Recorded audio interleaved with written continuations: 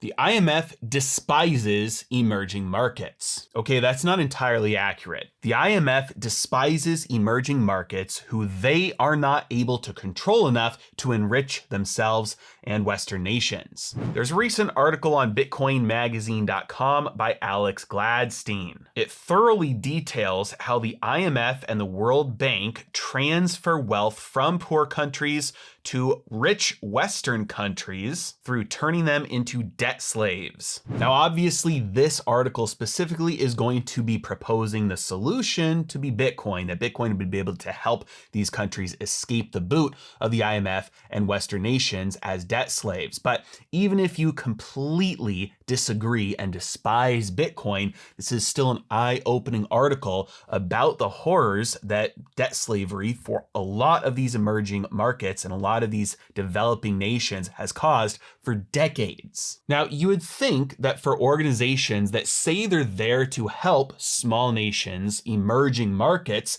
that when one starts to stand up on its feet and tries to make progress, that they would be all for it. But no, they do not want to see success. In fact, the only way that they want to see any success is if they can take it for themselves. A recent example of this, the president of El Salvador, Nayib Bukele, tweeted a thread here about how every news agency, all mainstream media, has been saying that they're going to default on their debt. Now, again, I do not care whether you love Bitcoin or hate Bitcoin. That's really not the point here. The point here is the chokehold that these powerful invisible organizations hold, even on the media, trying to turn people's opinions against a country that's really trying to do a lot of good here. Because Bitcoin, whether you like it or not, does represent autonomy and financial sovereignty, and the rest of the world does not like that. And so they've been trying to use El Salvador as a scapegoat and saying, hey, look, El Salvador took on a lot of irresponsible financial decisions, specifically with Bitcoin, and now they're going to default on all their debt. On January 23rd, they had an $800 million bond maturing that was due. He tweeted this article saying that El Salvador was going to default, as well as all of these articles stating the exact same thing. Interestingly, all of these articles were also saying that El Salvador would need to surrender to the IMF and strike a deal with them. A deal just like in many African nations that have been turned into debt slaves. New York Times, front page, El Salvador's big bet on Bitcoin isn't paying off. It was as if, despite evidence to the contrary, the IMF, the World Bank, Western news outlets wanted El Salvador to fail out this, because if they don't fail, then there's some glimmer of hope that you as a nation or as an organization or as an individual can exist with some degree of financial sovereignty, and you don't have to be 100% dependent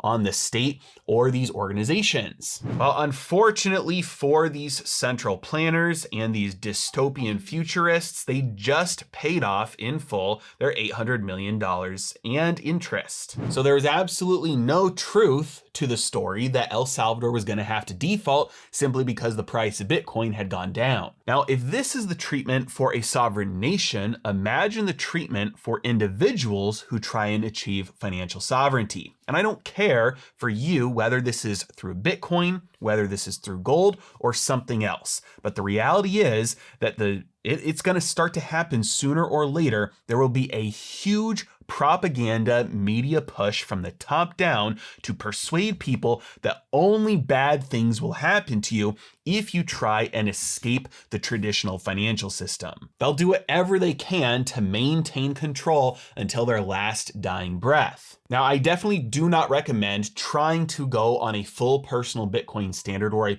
full personal gold standard, because number one, there's going to be cost inefficiencies there. You're going to be constantly having to sell and buy between gold and Bitcoin and the dollar, whatever currency is local to you, because you're not going to be able to spend that gold or that Bitcoin for most things that you're going to need to buy on a daily basis, and you're definitely not going to be getting paid in them. And so your costs are going to go up by constantly having to switch back and forth. Further, it makes no sense to every time you want to buy something to have to sell some of your good money. That is the opposite of Gresham's law. You want to store the good money and you want to keep one foot in the door and so that you can continue to spend and get rid of the bad money. There are certainly systems, services, apps that allow you to participate in banking services and allow you to try and inch closer to that personal Bitcoin standard or gold standard.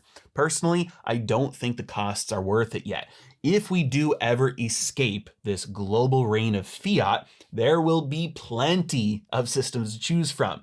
You don't need to have a debit card that spends your Bitcoin or gold every time you swipe it. That's just inefficient and it costs a lot more. It's far better to just store it up on the side and never touch it so that you have it when you need it. And by the time you need it, there will be plenty of people around helping the transition from the old form of money to the new one. And look, the reality is it's not even inevitable that we ever do escape fiat, because the truth is, if governments had never abused the money that they created for us to use, then something like Bitcoin would have never been created and we would actually still be on a gold standard. But the reason the gold standard worked for so long is because it anchored governments' ability to abuse the currency. And so if governments, for one reason or another, are able to stop abusing the currency, then it's very likely people stop looking for an alternative. And if that happens, that would be a very good world to look forward to.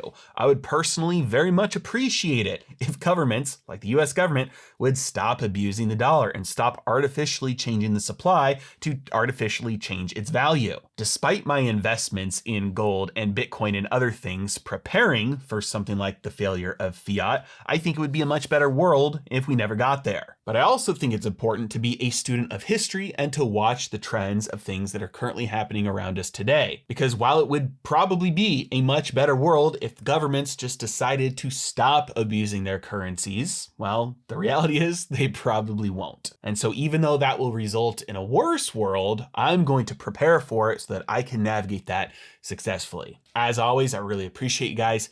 Thank you so much for watching. Have a great day.